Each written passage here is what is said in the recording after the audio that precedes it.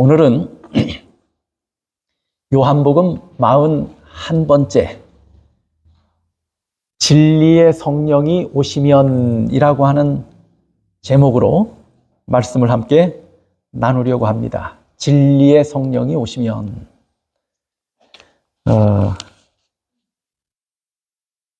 우리 한국의 국어 국문학자로서 또 강단에서 학생들을 가르쳤고 또 한국의 초대 문화부 장관을 역임하셨던 이어령 교수를 여러분이 아실 겁니다.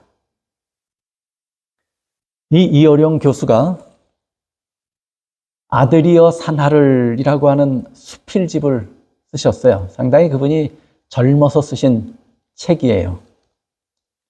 근데 그 책에 이런 재미있는 이야기가 실려 있습니다. 한 마을에 수염을 길게 늘어뜨리고 멋진 수염을 가진 한 할아버지가 살고 계셨습니다. 그런데 그 동네에 조그마한 개구장이 아이가 그 할아버지를 볼 때마다 궁금한 것이 생겼어요. 그래서 할아버지에게 묻습니다. 할아버지는 밤에 잘 때 그 수염을 이불 속에 넣고 주무세요? 이불 밖에 내놓고 주무세요? 할아버지가 곰곰이 생각을 해보니까 내가 잘 때 이불 속에 수염을 넣고 잤는지 이불 밖에 내놓고 잤는지 기억이 되질 않는 거예요. 근데 그 할아버지는 수염을 30년 넘게 기른 사람이에요. 그러면 30년 동안 잘 때 수염을 이불 속에 넣었는지 밖에 내놓고 잤는지 한 번도 뭐 하지 않은 거예요. 생각하지 않은 거예요. 의식하지 않은 거예요. 그 물으니까 애매해요. 내가 넣고 잤는지 빼놓고 잤는지 모르겠는 거예요. 그래서 아이에게 대답합니다. 내가 오늘 밤에 자보고 나서 대답해 주마. 그 다음 날이 됐어요. 이 할아버지는 그 밤중에 이불 속에 수염을 넣었다 뺐다 하면서 한잠도 자지 못하고 밤을 꼬박 샙니다. 그걸 의식하고 나니까 수염을 이불 속에 넣고 가만히 있으니까 어딘가 모르게 답답해요. 그래서 이거 아닌가 보다 하고 수염을 밖으로 꺼냈어요. 그랬더니 또 이상하게 허전해요. 그래서 그 수염을 다시 이불 속에 넣습니다. 그리고 조금 있다 보니 또 답답해요. 또 다시 꺼내요. 넣었다 꺼냈다 하면서 밤을 꼬박 샌 거예요. 그리고 나서 아침에 다시 이 동네 꼬마를 만났습니다. 할아버지, 이불 속에 넣고 주무시는 거예요? 꺼내놓고 주무시는 거예요? 글쎄 나도 넣고 자는지 꺼내놓고 자는지 모르겠다. 그렇게 이야기를 한 거예요. 알아낸 겁니까? 아직도 애매모호한 것입니까? 아직도 애매하지요. 제가 이 이야기를 보면서 이런 생각을 했어요. 이 할아버지가 30년을 수염을 기른 것처럼 우리는 어떤 분은 그만큼, 어떤 분은 그보다 더 뭐 했어요? 신앙했어요. 그리스도인으로 살아왔어요. 수십 년씩을 신앙을 했습니다. 그런데 누군가 여러분에게 이렇게 질문한다고 한번 생각을 해보십시오. 여러분은 예수님 안에 계십니까? 예수님 밖에 계십니까?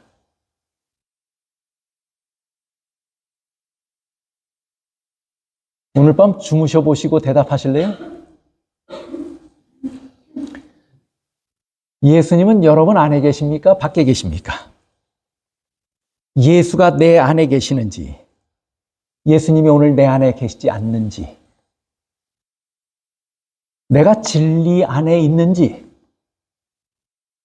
아니면 진리 밖에 있는지, 내가 성령을 받았는지, 아니면 성령을 받지 못했는지, 성령께서 내 안에 말씀하시는 음성을 내가 듣고 사는지, 아니면 외면하여 무관심하여 삶으로 그분이 문 밖에 계시는지. 오늘 우리 중에 이런 질문들에 대해서 속 시원하게 대답하실 수 있는 분이 계십니까? 애매하시죠? 성령이 내 안에 계시는지, 문 밖에 계시는지 답하시기가 애매하시죠? 내가 성령을 받았는지, 받지 못했는지 속 시원하게 대답하실 분 계세요? 마르틴 루터처럼 내 안에 예수님이 계시다고, 내 마음의 주인은 예수님이시라고 분명하게 말할 수 있는 분이 몇 분이나 계시는지, 성령이 내 안에 계시고 내가 성령의 음성을 듣고 산다고 자신 있게 우리가 말할 수 있는지, 이런 모습들을 살펴보게 되기를 바랍니다. 오늘 본문의 말씀을 우리가 이런 문제들에 대해서 속 시원하게 대답할 수 없다면 우리가 살펴보는 본문의 말씀을 더 집중하여 깊이 묵상하고 기도하는 마음으로 오늘 이 말씀에 참여하게 되시기를 바랍니다. 오늘 저는 이 짧은 시간에 성령의 개체에 대해서 다 설명드리고 싶진 않습니다.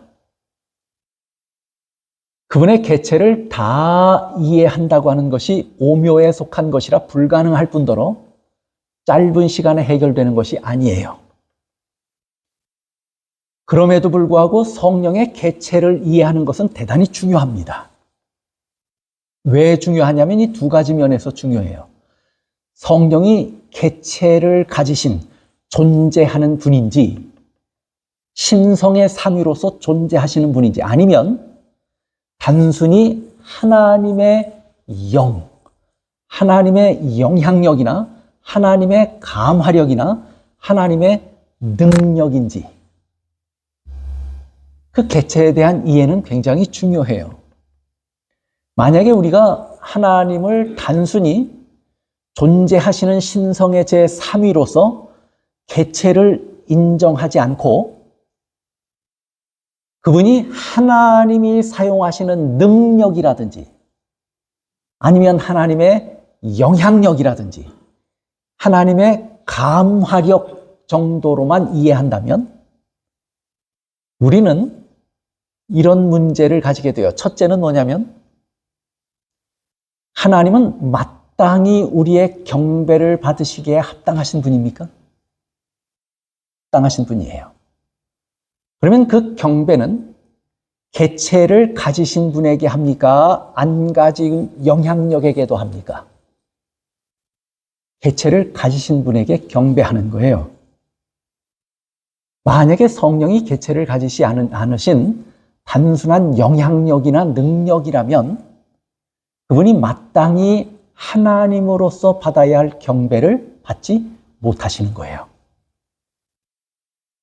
하나님을 경외하는 일에 우리가 잘못하는 일을 하게 돼요.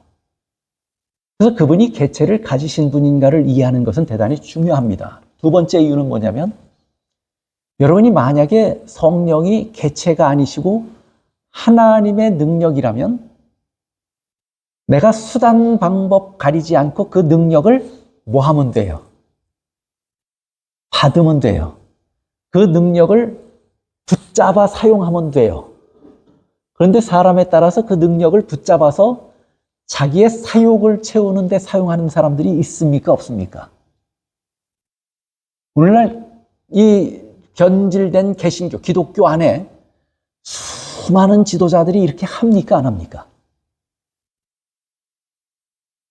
그런데 그분은 단순히 능력이나 영향력이 아니고 신성의 제3위로서 우리의 경배를 받으시기에 합당하신 하나님이시라면 우리가 그분을 붙잡아서 내 마음대로 사용할 수 있는 것이 아니고 내가 그분에게 굴복하게 하는 태도를 갖게 됩니다.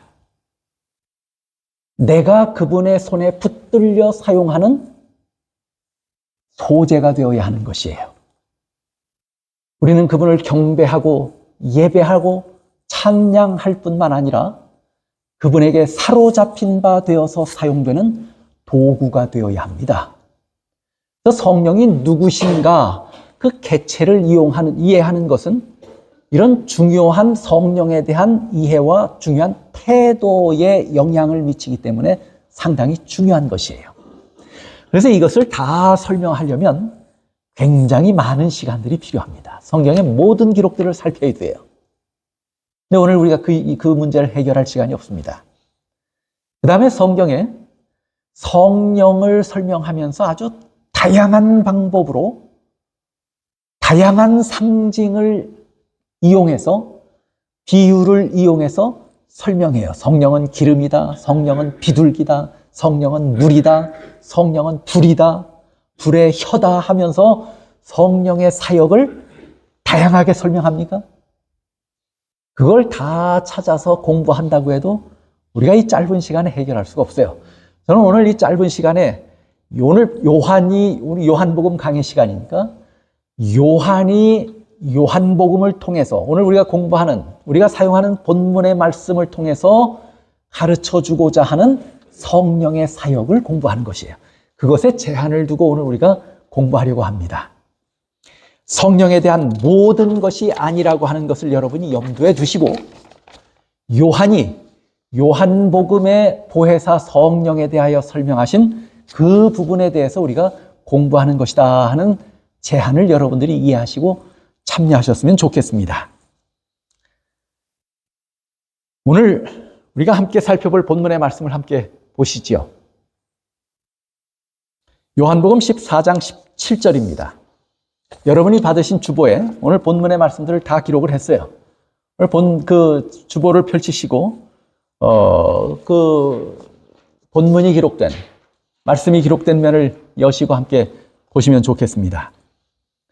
요한복음 16장 16절 17절입니다. 내가 아버지께 구하겠으니 그가 또 다른 보혜사를 너희에게 주사 영원토록 너희와 함께 있게 하리니. 이 문제는 우리가 지난 시간에 공부를 했습니다. 그렇죠? 우리를 홀로 두지 않으시고 고아와 같이 버려두지 아니하시기 위해서 누굴 보내시겠다고요?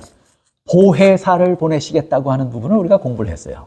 그런데 17절 보시면 그렇게 약속하여 보내시는 보혜사가 누구라고요? 그분은 누구라고요? 진리의 영이라고요. 세상은 능히 그를 받지 못하나니 이는 그를 보지도 못하고 알지도 못함이라. 그러나 너희는 그를 아나니 그는 너희와 함께 거하시며 또 너희 속에 계시겠음이라. 요한복음 15장 26절입니다. 내가 아버지께로서 너희에게 보낼 보혜사 곧 아버지께로서 나오시는 진리의 성령이 오실 때에 그가 나를 증거하실 것이요. 여기도 뭐라고 그래요? 진리의 성령이라고 말해요. 요한복음 16장 13절입니다. 그러하나 진리의 성령이 오시면 그가 너희를 모든 진리 가운데로 인도하시리니 그가 자의로 말하지 않고 오직 듣는 것을 말하시며 장래 일을 너희에게 알리시리라. 누가 오시면요? 먼저 약속하신 보혜사는 누구예요? 누구라고 소개해요? 그분은 진리의 성령이시라고 소개해요. 오늘 요한복음 16장 13절에 진리의 성령이 오시면 이라고 하는 이 문구를 오늘 저는 말씀의 제목으로 삼았습니다. 진리의 성령이 오시면. 자, 예수님께서 약속하신 보혜사 성령을 뭐라고 설명했어요? 저는 누구라고요? 진리의 영이라고요. 아버지께로 나오시는 진리의 성령이 오실 때 그랬어요. 16장 13절 그러하나 진리의 성령이 오시면 약속하신 보혜사는 진리의 성령이세요. 시대의 소망 671쪽에도 이렇게 설명합니다. 왜 예수님이 약속하신 보혜사 성령을 진리의 성령이라고 말씀하셨는가? 시대의 소망 671쪽 보혜사는 진리의 성령이라고 불리워진다. 왜요? 왜 그렇게 불리워진다고 말해요? 보혜사의 하시는 일은 무슨 일을 하셔요?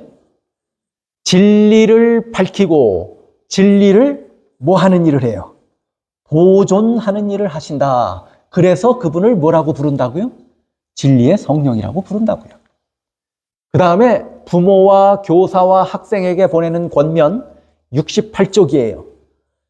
성령은 그리스도의 대리자로서 세상에 오신다. 진리를 말하실 뿐 아니라 충성되고 참된 진리의 증인이시다 그랬어요. 약속하신 보혜사 성령은 진리의 성령이십니다. 왜요? 왜 진리의 성령이라고 말해요? 예수님이 진리이신 것처럼 성령도 누구라고 말해요? 진리라고 말해요. 그렇죠? 진리의 성령이라고 말해요. 왜냐하면 그분은 진리를 보존하시는 분이에요. 진리가 그 속에 있어요. 진리를 보존하시는 분이에요. 진리이신 예수님을 대신하는 자였어요. 그분은 이 타락한 세상에서 오염된 생각들이 지배하는 세상에서 무엇이 진리인지 또 무엇이 진리가 아닌지 분명하고 확실하게 밝히시는 분입니다. 그래서 그분은 뭐예요? 진리의 성령이에요. 각 시대의 대쟁투 528쪽에도 이렇게 말해요. 사단은 진리와 너무나 흡사한 모조물을 제시함으로 속인다. 사단은 우리가 상상조차 못할, 우리가 눈에 딱 보면 누구라도 금방 알 수 있는 그런 방법으로 우리를 속인다고 하지 않아요. 사탄은 오늘날 이 지성의 시대에 나를 섬기라고 말하지 않아요. 자신을 드러내고 나를 숭배하라고 가르치지 않아요. 내 길을 따르라고 가르치지 않아요. 자신을 드러내놓고 그렇게 가르치지 않아요. 여러분이 기회가 되시면 사탄경을 한번 보세요. 내가 하나님이다 라고 주장하지 않아요. 나를 숭배하라고 주장하지 않아요. 내 가르침을 따르라고 주장하지 않아요. 내 자신의 지혜를 믿고 내 자신의 능력을 믿으라고 가르쳐요. 내 속에 있는 지식이 크다고 말해요. 그것을 순종하고 그것을 따르라고 가르쳐요. 그러면 오늘날 지식을 숭배하는 세상에서, 과학을 숭배하는 세상에서 그럴듯합니까? 얼토당토하지 않습니까? 그럴듯하지 않아요? 사탄은 날 섬기라 하면 아무도 사탄의 실체를 아는 이상 그렇게 안 할 거예요. 그러나 너 자신을 믿어. 네가 얼마나 능력 있는지 너는 할 수 있어. 무엇이든지 너는 마음만 먹으면 할 수 있어. 내 속에 있는 지식의 힘과 그 크기는 엄청난 거야. 그것을 붙들고 그것을 의지해봐. 그렇게 가르친다면 혹해서 귀를 기울이고 따라갈 사람들이 있을까요? 없을까요? 있는 것이에요. 과학을 숭배하는 세상이고 지식을 숭배하는 세상인데, 그것의 가치가 인정받는 세상인데 그렇게 가르치면 그것을 믿을 만하다, 설득돼서 따를 만한 사람들이 있을까요? 없을까요? 있는 것이에요. 그런 너무도 거리가 먼 얼토당토 않는 것을 가지고 우리를 속인다고 하지 않았어요. 흡사하고 비슷한 모조품은 진품을 가장한 것이에요.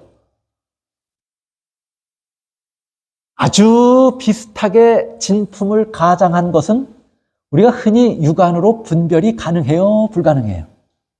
불가능해요. 그런 것을 가지고 속인다는 거예요. 그래서 진리의 영은 사람들을 모든 진리 가운데로 인도하기 위하여 보내신 바 되었다.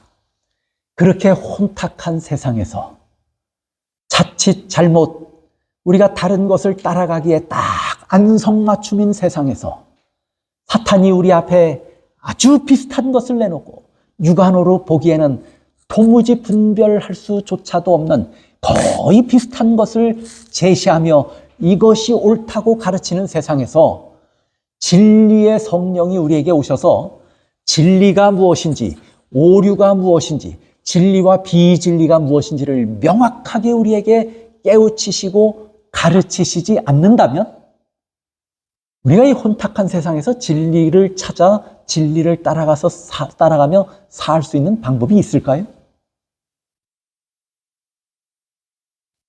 그런 혼탁한 세상에 진리로 인도하시기 위해서 보혜사 성령을 보내셨는데 그 성령이 무엇이라고요? 진리의 성령이라고 말씀하고 있는 것입니다. 진리의 성령이 오시면 무엇이 옳은지 무엇이 그른지 갈팡질팡하는 우리를 환한 빛 가운데로 진리로 인도하실 것입니다. 그래서 요한복음 16장 13절에도 분명하게 말했어요. 그러하나 진리의 성령이 오시면 그가 너희를 모든 진리 가운데로 인도하시리니 하고 말합니다. 그분은 그래서 진리의 영이십니다. 오늘날 우리에게 진리의 영이 없다면 우리를 위한 구원의 진리도 없어요. 진리의 영이 계시지 않는다면 우리를 위한 구원의 진리도 없어요. 두 가지 이유에서 없어요. 왜냐하면 구원의 진리가 혼탁되어 버렸어요. 무엇이 구원의 진리인지 여러분들이 명확하게 손에 잡듯 구분하여 이해하고 계십니까? 이것이 그러한가 저것이 그러한가 우리가 갈팡질팡하며 진리를 바라보고 있지 않아요?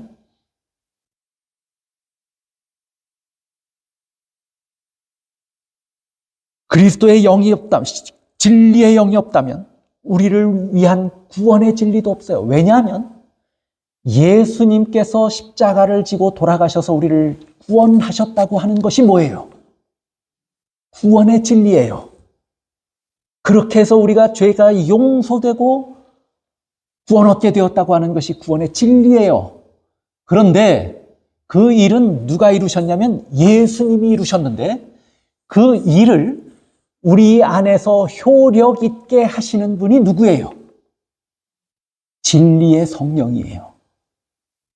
그러면 진리의 성령이 없으면 진리를 분별하는 지혜와 능력도 우리에게 없으니 구원의 진리가 우리에게 없어요.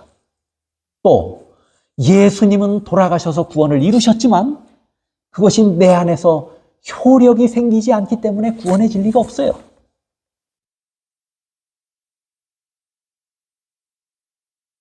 성령은 진리의 영이세요. 진리의 성령이 우리에게 역사하지 않으셨다면, 진리의 성령이 우리 중에 계시지 않는다면, 진리의 성령이 내 마음속에 역사하지 않으셨다면 무엇가 없는 거예요?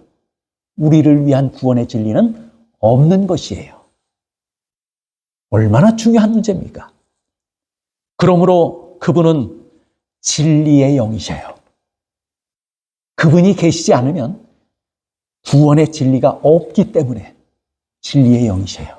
그분이 계셔야 구원의 진리가 있는 거예요. 비로소 역사하는 힘이 있는 거예요. 효력이 생기는 거예요, 내 안에서.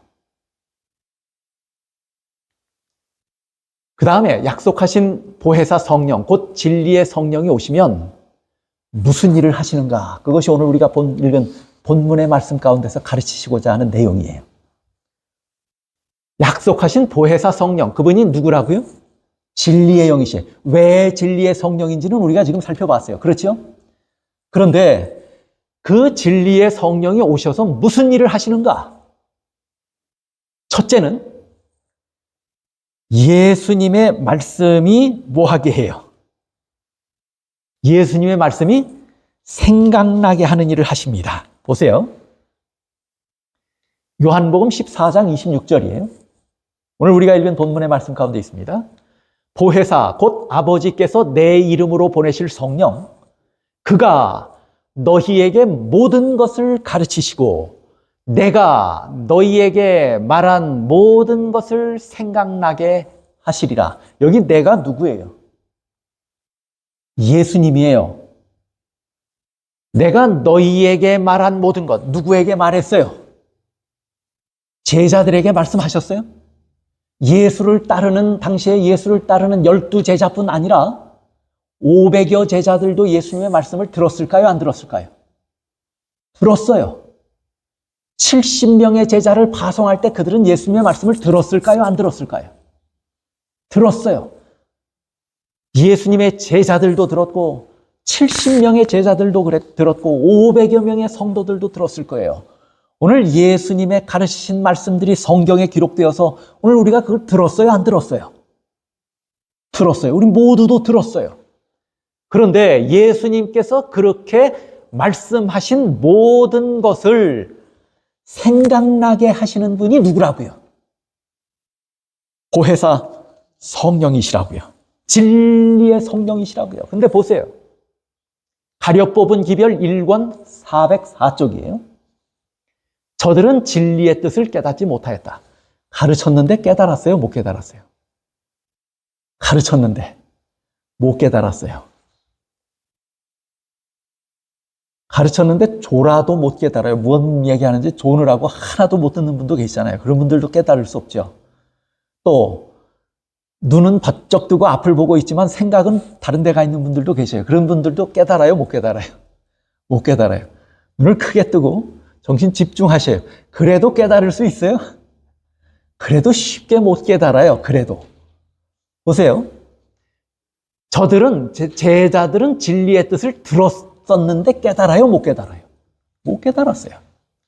저들은 주님의 말씀의 신령한 위력을 이해했어요? 못했어요? 여기 깨닫지 못하였다. 이해하지 못하였다. 이런 말들이에요. 그렇죠? 그러다 보니까 주님의 고귀한 교훈의 대부분은 어떻게 됐어요? 여러분이 뭔가 아무리 중요한 얘기를 해도 그 말이 중요하다고 하는 사실을, 그 의미의 중요함을 깨닫지 못하면 기억됩니까? 잊혀집니까? 쉽게 잊혀지고 마는 거예요. 말씀의 신령한 위력을 이해하지 못해서 별거 아니네 하고 생각한다면 기억이 될까요? 잊혀질까요? 당연히 잊혀지고 말죠. 중요하다고 생각할 때 기억되는 것이고 분명히 이해됐을 때 기억되는 거예요. 분명히 이해도 못하고 중요하다고 깨닫지도 못했어요. 그러면 시간이 지나면서 당연히 잊혀지는 것은 자연스러운 일이에요. 지금 여기서 듣고 문 밖에 나가면서도 잊어버리는데. 지난주에 무슨 말씀을 들었는지 기억하시는 분 계세요? 아무도 기억 못해요. 아마 중요하지 않아서 그런 것 같아요. 다 우리가 이해를 못했든지 중요하지 않아서 잊어버리는 거예요. 중요하지 않거나 깨닫지 못하거나 중요하다고 이해 못하면 잊어버려요. 그러나 그래서 그 교훈의 대부분을 잊어버렸다고 그랬어요. 그러면 예수님의 가르침은 성공한 거예요? 실패한 거예요? 성공률이 그렇게 높질 않았어요, 예수님. 그런데 누가 오시니까요? 주님께서는 보혜사가 오셔서 진리의 영이 저들의 기억에서 상실한 말씀들을 무엇시켜 주신다고요? 회상시켜 주실 것을 약속하셨다고요.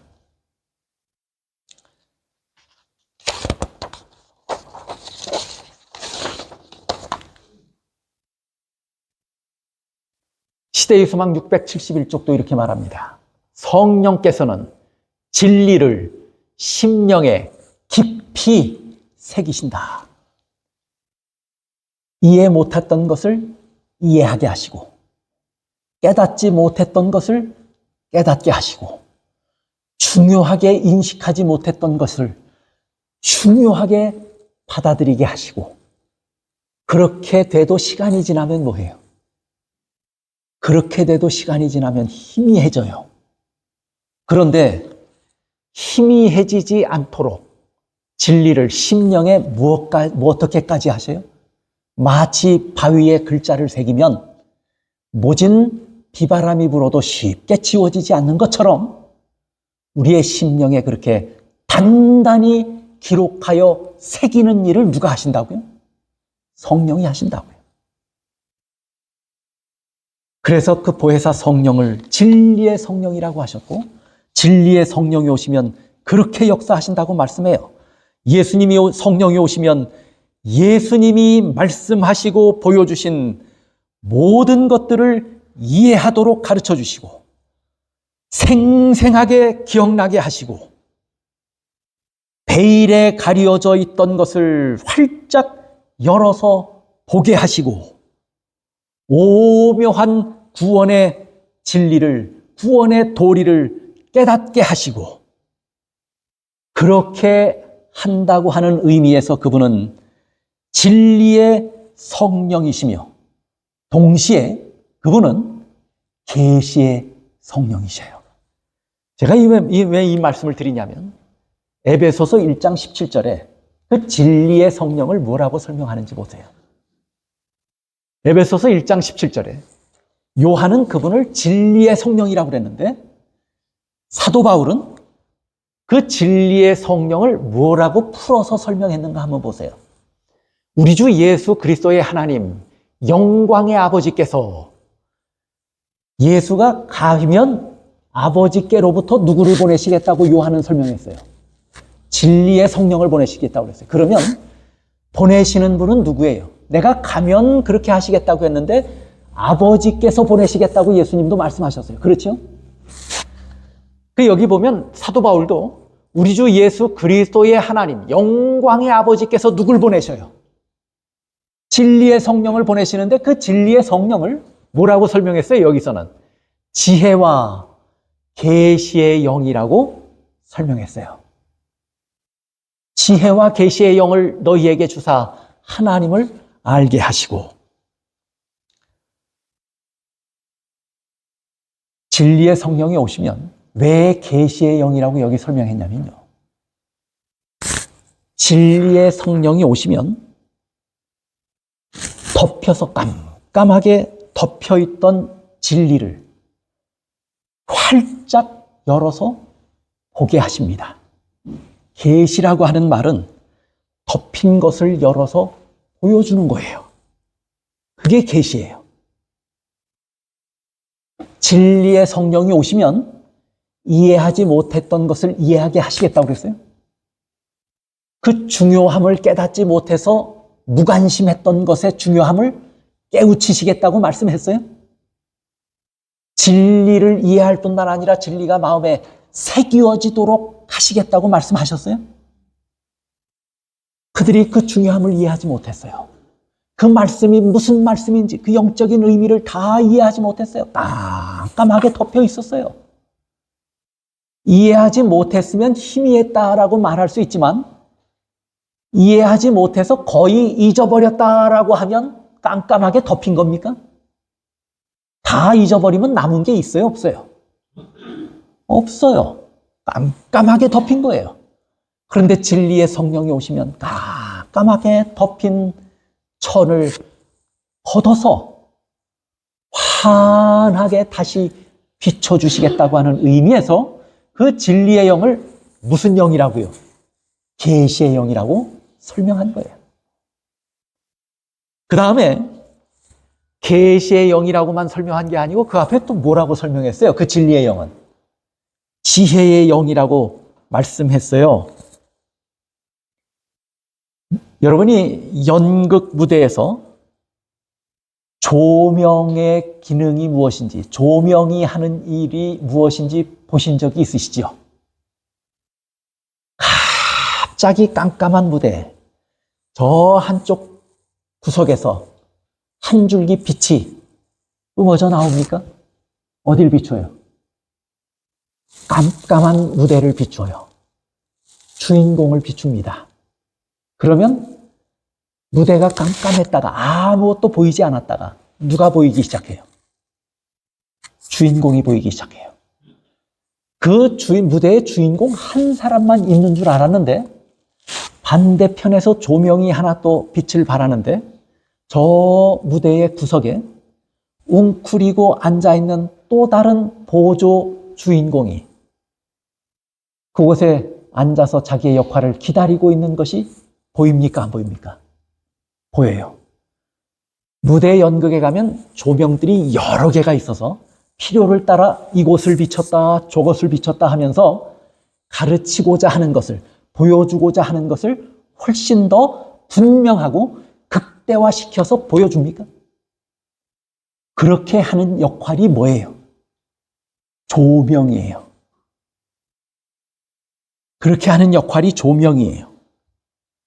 진리를 기억하게 하시고 진리를 환하게 비춰주시고 우리 마음 안에 잊혀지거나 희미해지지 않도록 다시 비춰주는 역할을 누가 하냐면 조명이 하는데 성령의 지혜가 이해하지 못했던 것, 어두웠던 것을, 깜깜했던 것을 걷어서 계시하여 주시기도 하실 뿐만 아니라 희미하게 이해해서 잘 보이지 않던 것을 부분을 조명으로 비추어서 그것을 분명히 이해하는 지혜를 얻게 하는 것이 누구예요? 성령이세요. 그래서 요한은 그분을 진리의 성령이라고 말했는데 사도 바울은 그 역할을 조금 더 자세하게 설명하시면서 그분을 지혜와 계시의 영이라고 설명하고 있어요. 진리의 영이 하시는 일이 무엇인지 보다 분명하게 이해가 될 것입니다. 고린도전서 2장 12절에 이렇게 말해요. 우리가 세상의 영을 받지 아니하고 오직 하나님으로부터 온 영을 받았으니 이는 우리로 하여금 하나님께서 우리에게 은혜로 주신 것들을 알게 하려 하심이라. 우리가 하나님으로부터 진리의 영을 받은 것은 그 이유는 그분의 하시는 역할을 설명하시면서 뭐라고 이야기를 했냐면 우리에게 은혜로 주신 것들을 이제는 예전에는 희미했어요. 예전에는 잊혀졌어요. 예전에는 듣긴 들었지만 이해하지 못했어요. 그러나 진리의 성령이 오시면 당시에 있었던 제자들뿐 아니라 오늘 우리들에게도 은혜로 주신 모든 것들을 다 이해하고 깨닫고 알게 하신다 하고 말씀합니다. 오늘 이 진리의 영이, 진리의 성령이 이런 역사를 이루어내신다면 그리고 우리가 그리스도인으로 구도의 길을 걷고 있다면 영원한 한우를 소망하며 그리스도인으로 산다면 이 진리의 성령이 오늘 우리에게 꼭 필요하지 않을까요? 우리는 때때로 사소한 일에 정신이 팔려서 무관심할 수가 있어요. 이 일에.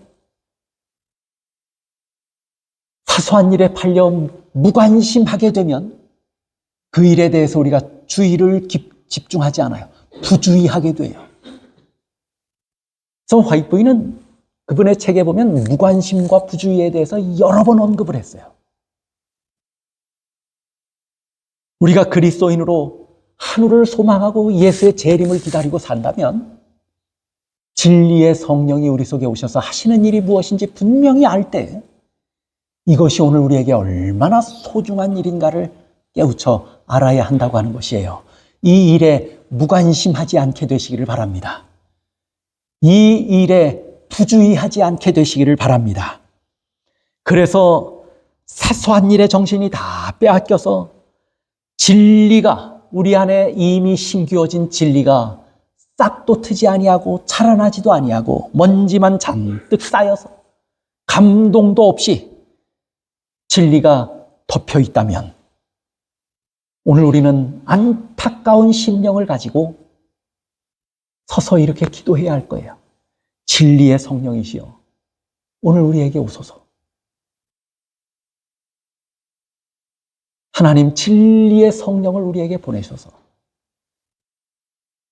오늘 우리 안에 진리의 성령이 내재하시고 진리의 성령이 우리 가운데 진리를 다시 발견하고 이해하고 깨닫게 하시고 진리를 순종하며 살 수 있는 지혜와 능력을 달라고 기도하며 사는 것이 오늘 그리스도인으로서 우리가 마땅히 사는 태도여야 할 것입니다. 어거스틴은 4세기 신학자 어거스틴은 이렇게 말했어요. 우리 육신의 눈은 만물을 보기 위해서 빛이 필요하다. 빛이 비추기만 하면 눈을 뜨고 모든 것을 다 볼 수 있다. 그러나 우리 마음의 눈은 우리 스스로 떴다 감았다 하지 못한다. 여러분의 눈은 여러분 스스로 떴다 감았다 합니까? 안 합니까? 떠요. 그 빛이 있어요. 그럼 여러분이 눈만 뜨면 뭐 해요?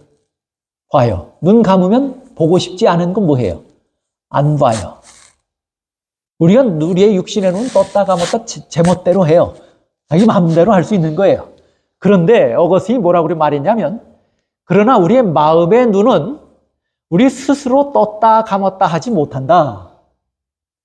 마음의 눈은 성령이 오셔서 열어주셔야만 한다. 여러분이 눈은 뜨고는 있지만 진리를 봅니까? 못 봅니까?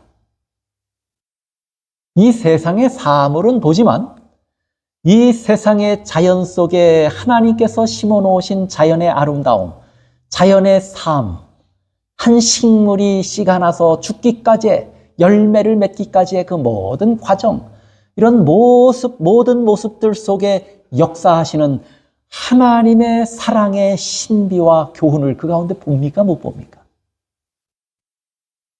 눈을 떠서 자연을 보고 아름답다는 하지만 그 속에 있는 하나님의 사랑과 그것을 지키시는 하나님의 신비와 은혜를 우리는 보지 못해요. 그 눈은 누가 뜨게 해줘야 봐요. 성령께서 그 눈은 뜨게 해주셔야 본다는 거예요. 오늘 우리가 너무 세상을 향하여 밝게 눈을 뜨고 살아서인지 성령께서 우리 눈을 뜨게 하려고 하는 그 눈은 아마 굳게 닫고 사시는 것 같아요.